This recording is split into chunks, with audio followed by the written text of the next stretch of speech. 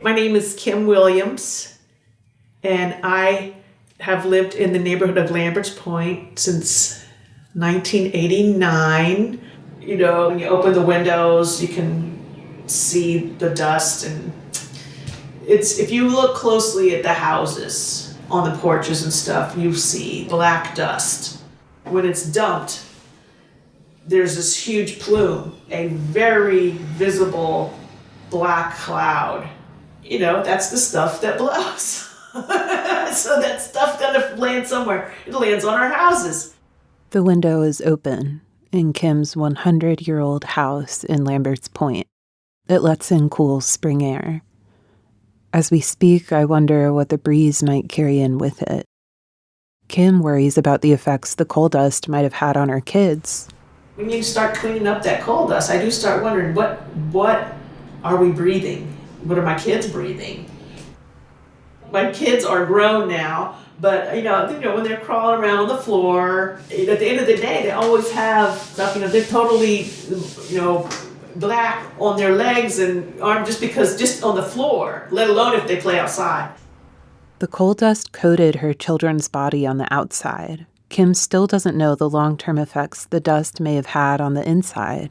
Yeah, there are things that when I read what is could be the outcomes of breathing coal dust at toxic levels, we have some other things, and I don't know. So like my youngest son, he had to use a nebulizer as a kid for asthma regularly. The older son had chronic sinus infections as a child.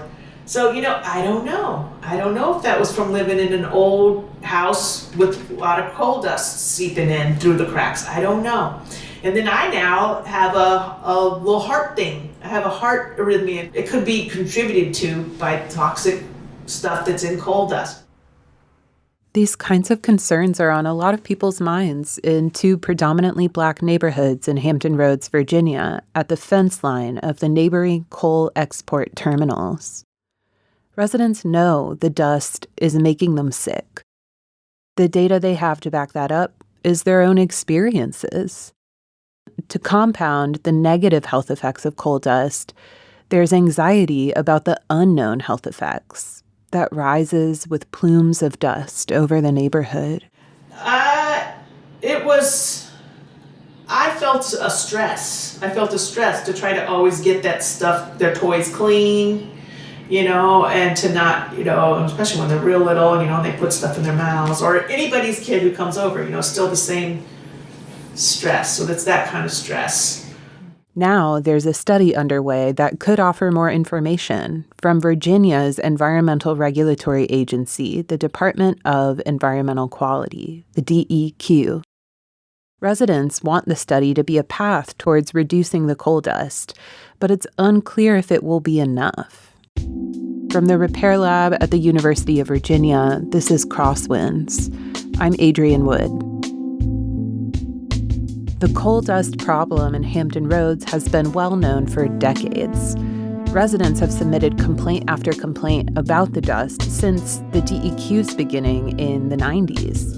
In 2020, the DEQ received $500,000 to establish a new air quality study, the Tidewater Air Monitoring Evaluation, also known by its acronym TAME.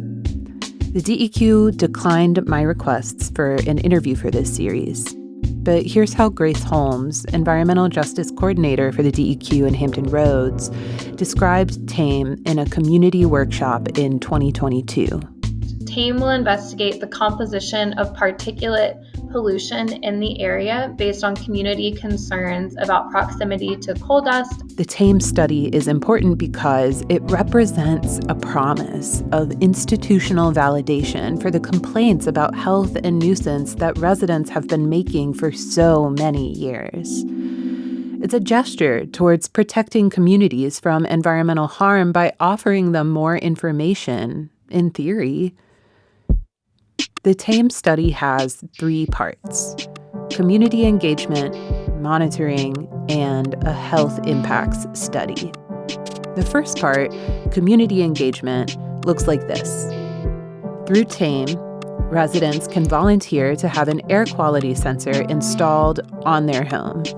This kind of sensor uses a technology called a low-cost nephelometer. They're housed in a white plastic cylinder a little bigger than a hockey puck, and they're made by a company called Purple Air. Kim Williams. I volunteered to have one on my house. I have one, and then there's a few more scattered in the neighborhood. The sensors allow for real-time updates on air quality. But there's an important detail about these particular sensors that the DEQ has chosen. They don't measure dust. And that includes coal dust. Purple Air went through a pretty extensive process with the Environmental Protection Agency to create correlation equations with the PM 2.5 relative to... This is Chuck Turner, manager in the Office of Air Quality Monitoring for the DEQ. Chuck was a main writer of the grant and the plan for TAME. He's responding to a question about the Purple Air sensors at a TAME community meeting in May 2023. Chuck's an engineer, and the technical language he uses is not straightforward. What he's describing is how the sensors work, but before I go into that, there's two things to keep in mind: large particles and small particles. Large particles make up dust. The sensors measure small particles. Then they use that measurement to approximate larger particles. However, when Purple Air sensors measure small particles, those particles can come from other sources, like traffic off the highway. And those measurements are used to estimate dust concentrations, but they give residents information on air quality issues that specifically are not coal dust. In terms of price and the level of accuracy and understanding of the data, that's probably about your best investment when you want to have a high density of sensors in an area like we want to do for this project. The Purple Air sensors do work well for another goal of the TAME study, which is allowing community members to participate at a reasonable cost, less than $300 a pop, paid by the DEQ for the sensor. But it's well established among scientists that these sensors can be a bad measure of dust, including coal dust, and the coal dust is visible. So in times when there's a lot of dust in the air, but the sensors don't see it, it could make you lose faith in yourself and your own senses. This bothers Malcolm and Nathaniel, practitioners and residents for the repair lab. We have some sensors that are given to the community that doesn't seem to actually measure the particles that the community had concerns about. And I just want to go along with that as well, that the fact that the sensors are just not going to capture all the information that we need. We can't explain the damages that's happening to us if we don't have good quality sensors, and what they're placing in there is inferior to what we need. In another conversation off tape, Malcolm referred to the Purple Air sensors as a community comfort tool, something that soothes the anxiety for more information about coal dust while measuring something else. With support from the repair lab, Malcolm and Nathaniel chose to install a different kind of sensor and to offer accurate information about the coal dust to the community. We are in the southeast community of Newport News at the community garden on Jefferson Avenue and 20th Street. You can see in the background behind me is the coal terminal. This is Sally Pusetti. I'm an atmospheric chemist at the University of Virginia and co-director of the repair lab. I went with Sally when she installed a new air quality sensor to measure coal dust. All right. Could you grab a screw? Yes. This is a different kind of sensor than what the DEQ is using. It uses a different kind of technology and measures large particles that include dust directly. This is the second set of monitors that we have installed. The first one was on Chestnut Avenue and 27th Street. So we're continuing to collect these air quality data throughout the neighborhood. There's now 5 of these sensors in Newport News and 1 in Norfolk. The locations were all suggested by residents, places that are significant in the community where the weight of the coal dust is almost tangible. a community garden, a historic church, and Kim Williams' house in Lambert's Point. The goal is to follow residents' knowledge and expertise around coal dust in collecting data that corresponds with their experiences and observations. Man, I'm so excited about this monitoring. This is Uganda Sample Jones, a community advocate in Southeast Newport News. She's happy about the sensor the repair lab installed in partnership with a community garden she works with. This is important because it kind of validates us. It's validating us that we're not crazy. We do have health issues. The families that were fussing about asthma and heart conditions, respiratory issues, they weren't lying. They weren't being extra or dramatic. It's really air, like coal dust is coming into our lungs. And it's not fair. And this data validates us.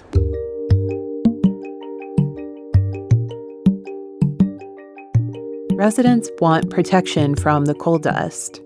Regulatory agencies, including the DEQ and EPA, have limits on dust in the air that aim to do that.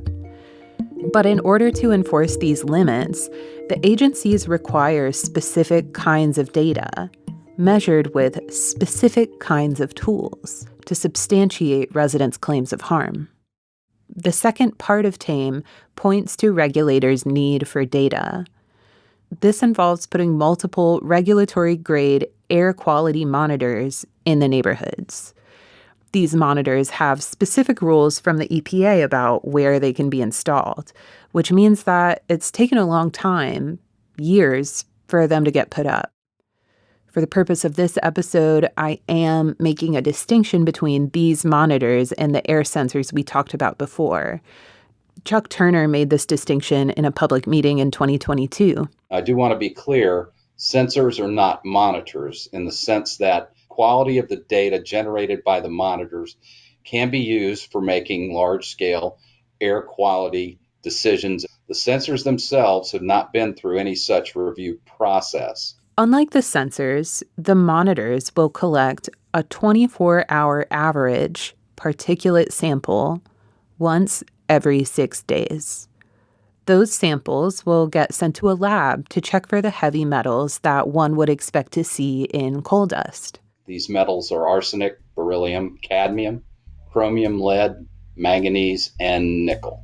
The monitors collect data that can be used to fine polluters if they repeatedly violate limits on dust in the air set by the EPA. The major limitation here, though, is in how those EPA regulations are designed. Sally explained those regulations to me and why coal dust is able to float under the radar. The standards were designed for urban air quality on average. And so when you live in close proximity to an air pollutant that's very toxic, very harmful, episodic in nature, those standards won't be protective. As a result, intense coal dust events that are short in duration may not send the 24-hour average over the EPA limit, meaning no violation and no enforcement. But that dust still settles in the adjacent neighborhoods.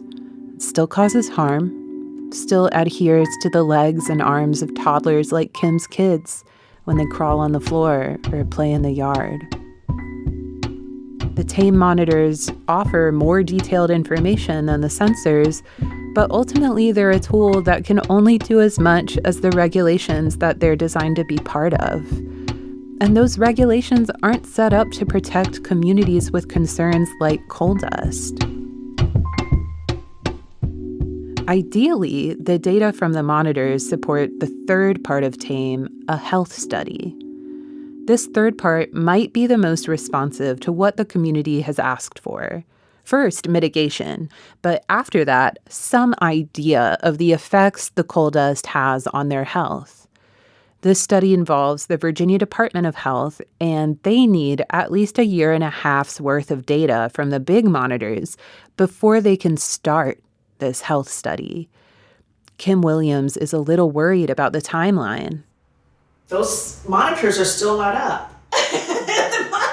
the big ones that will really tell you like the specific kinds of particulate matter. And that's very disconcerting because from what I am What I understand from these meetings that I've attended, it's going to be a really long time till the data is assessed and the health department comes in and looks at the data.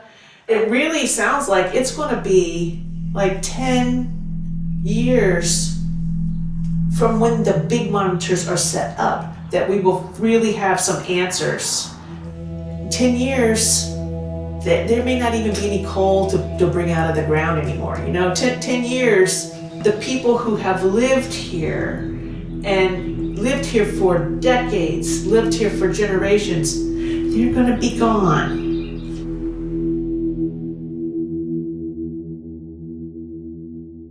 The DEQ has faced repeated setbacks in installing the monitors. In their most recent announcements, they've stopped projecting exact dates for the monitors to be up and running and collecting data. As of now, 4 years after the TAME study began, the monitors are in the process of being contracted for electrical connection and construction, with a goal of data collection starting in summer 2024.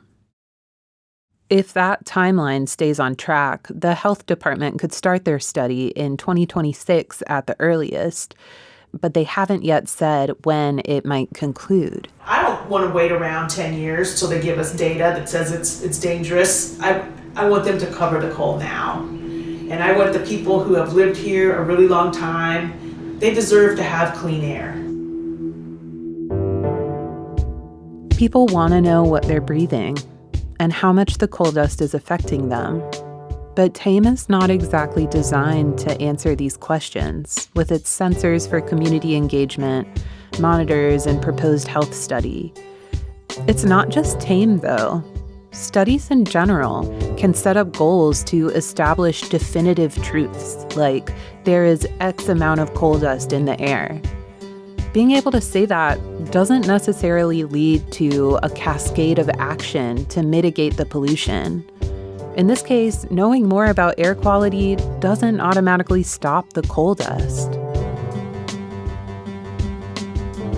I think everybody thinks they need a smoking gun to say, well, this points to this thing and now we have to act.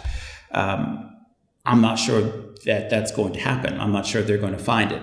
We first heard from Carl Poole in episode 1. He's from Norfolk originally, and he now works as a community advocate in Lambert's Point as part of New Virginia Majority, a nonprofit focused on economic and racial justice. And if they don't have that smoking gun, I don't know what they're going to do. I know they're interested in trying to see what they can be done, but I think they're looking for more data too. Carl has worked with the DEQ a lot on the community engagement part of their study. Here's what he had to say about that experience. Every time you go to the process, the date goes back. I don't think that they're to a place where they can really get things rolling the way that they claim that they're ready to go. Monet Johnson works with Carl at New Virginia Majority. She's a lead organizer for housing and environmental justice. Oh, maybe I should take my retainer out so this is not terrible to listen to. I actually can understand you fine. Have they talked to you about the health impact survey part of the study? They've talked to us about needing to just get the data first. It's taken so long for the regulatory monitors to be put up that by the time they start collecting data, there's a chance the neighborhood will have changed completely. Yeah, I'm just really curious about what the health impact survey is going to be like. What exactly does that entail? And what does it truly entail if you're just waiting till the neighborhood's gentrified so no one's been there long enough to experience the adverse health effects?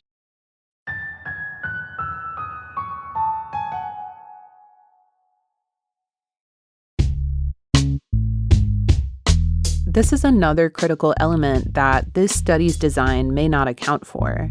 People are moving out of Lambert's Point as housing prices go up because of next door Old Dominion University expanding. As that happens, more students are moving into the neighborhood, a transient population with little awareness of the coal dust issue. When that neighborhood, say 40, 50 years ago, became largely black, nobody was listening. Nobody was doing anything. But as that neighborhood's progressively become less black, more prominent, more gentrified, now everyone's on the run to do something now. So it's like when it's not just black folks, now you want to do something? It's not just about coal dust in that area. It's about, economic development in Lambert's Point.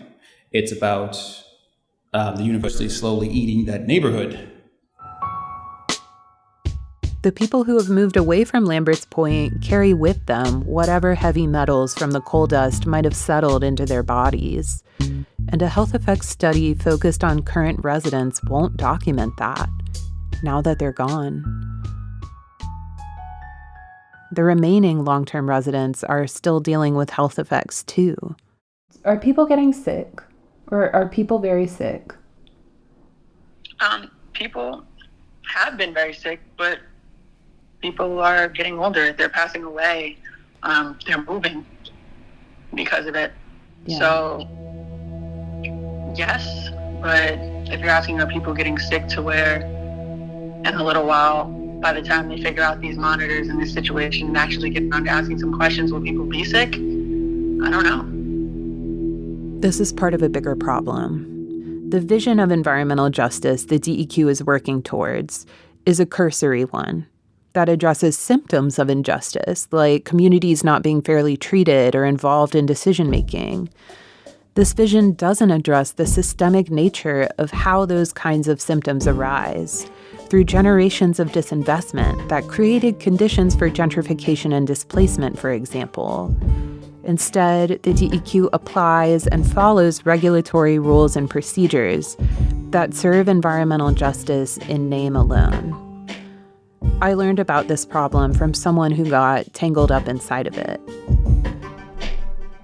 When TAME launched in 2020, it was managed by the DEQ's brand new Department of Environmental Justice. I talked to the first and only person to have worked as the director of that department, Renee Hoyos. Yeah, so you started at DEQ in 2021? In the end of July. Right, and you were there for a little over a year, is that right? It was a year and like 4 months. It wasn't very long. During the 16 months Renee was DEQ's environmental justice director, she oversaw the TAME project. That whole program just felt, what is the word? Like everything that could go wrong would go wrong. So I think the first 2 public meetings we had severe weather. It was just really hard to navigate the pandemic and try to get a new project off the ground. Renee is now an environmental justice consultant for a sustainability firm. Her former position with the DEQ, environmental justice director, doesn't exist anymore because the DEQ's environmental justice department doesn't exist anymore. It was demoted from a department to an office by the new head of the DEQ, Mike Rolband, who was appointed by Virginia's new governor, Glenn Youngkin, in January 2022. It didn't really make any sense to me, but it was like, hey, they don't work here anymore, so what do we do now? That's Monet again. She worked alongside Carl connecting the Lambert's Point neighborhood to TAME. So it was a big surprise to her when Renee suddenly wasn't around anymore. And Renee, I know, previous to working at the DEQ, from what I heard, has like a really powerful history in organizing around environmental justice. So my concern might be whatever's going on, they're like, this doesn't sit right with me morally. So I'm out of here. Why did you leave? It was pretty clear that environmental justice wasn't a priority. And I just felt that some of the things that were going on at the agency were not things in which I wanted to be a part of anymore. Talking to Renee was really eye-opening. I felt like her story confirmed Monet's fears that it was Renee's strong environmental justice values that made her leave the DEQ. DEQ, they don't have a lot of money. It's the agency that always gets cut because industry is pissed that they have to consider protecting the environment. So it's always under fire, and it's not staffed up to actually be able to fulfill the Environmental Justice Act. In 2020, the Virginia Environmental Justice Act defined environmental justice as equal treatment and meaningful involvement of all people in environmental policy. But I think one thing we need to do certainly is keep our eye on the final goal, not get wrapped up into the process of meaningful involvement and fair treatment without making sure that it's attached to a greater restorative justice goal. it's not really, that definition doesn't really get to restorative justice. Like, why are we involving them early? Are we just telling them the bad news early? Or are we really trying to provide some environmental justice, which to me was like returning to the community that which was taken from them? Clean air, clean water, and clean soil. The means aren't the ends. And I sort of feel with the definitions, we talk a lot about the means, and we haven't really talked much about the ends. During her tenure at the DEQ, Renee felt like the agency focused narrowly on the definition of environmental justice, meaningful involvement and fair treatment, at the expense of the goal of environmental justice, clean air, soil, and water for everyone. And it made it really difficult for her to do her job. There were other issues too. The feds were not helping us out. We don't have basic definitions for disproportionate and cumulative impacts. We don't have any guidance on how to calculate that. We don't have any guidance on what's a fence line community. I mean, a lot of things that you need to manage a program, the feds are just like silent. This makes justice really difficult to pursue through this system. It requires quantification of harms that affect people's quality of life. Sometimes that's not available because of how quantification works. Like, how do you quantify Kim's stress about her coal-coated toddlers putting dusty toys in their mouth? Or the anxiety that comes with knowing so many of your neighbors have asthma or cancer or lung disease, wondering if you're next. Pursuing justice gets even harder with political appointees running both agencies who have political motivations for how they do things. Meanwhile, people affected by coal dust are also feeling jaded that their concerns have not been met with the urgency they feel they deserve. They want the coal dust to stop, like yesterday. And it's becoming clearer that regulatory pathways for environmental quality are not set up in a way that will protect them.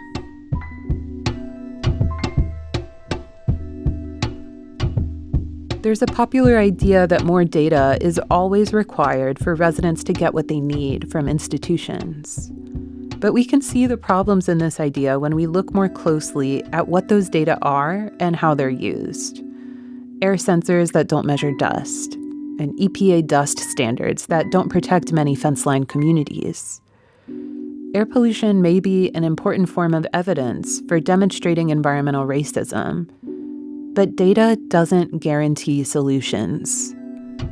Data can be used to disregard the expertise that comes with experience. And good data takes time to collect, while residents get sicker, move away, or pass away. Carl Poole makes a good point that just having scientific data doesn't necessarily solve anything. Once you have the study going, once your 18 months is up, what happens next? Lambert's Point residents, in the back of their head, they're still thinking, it doesn't really matter if you do a study, nothing's going to change. In Hampton Roads, with the Thames study, there's absolutely a world where DEQ winds up with air quality data and health data that is inconclusive, that doesn't support residents' observations or concerns. And in that world, the study not only invalidates local knowledge, there's also even less incentive for policy intervention to protect people's health and well-being. What happens when data is not able to substantiate experiences? When tools of science become weapons? Residents know for sure that the dust is a nuisance and a worry, an expense, and a detriment to their health. What's ambiguous is how that harm needs to be proven to powerful institutions that could protect residents. Meanwhile, the terminals loom close over these neighborhoods, a consistent, nagging worry that tugs at the mind. When is it enough for residents to say this isn't what we want in our community? We want the coal gone. How do communities sustain a struggle in a system that isn't set up to sustain them? Belief in the absence of evidence, faith, takes center stage in our next episode. Belief that change is possible and that effort is worthwhile. How can we expect to fix a system that was never meant for us? So how can we get the knowledge ourselves? Our final episode asks, what keeps you motivated on the long road to justice? I think residents truly do have a lot more power than they believe. Crosswinds is written, produced, mixed and mastered by me, Adrienne Wood. Editing by Oluwakemi Aladesui of Rough Cut Collective. Scoring by Torin Porquette and me. Thanks to the Repair Lab funded by the Karsh Institute of Democracy at the University of Virginia. Transcripts for this and all episodes can be found at coaldustkills.com. Follow the Repair Lab on X at the Repair Lab or on Instagram at coaldustkills, or you can join our Facebook group, Coal Dust Kills.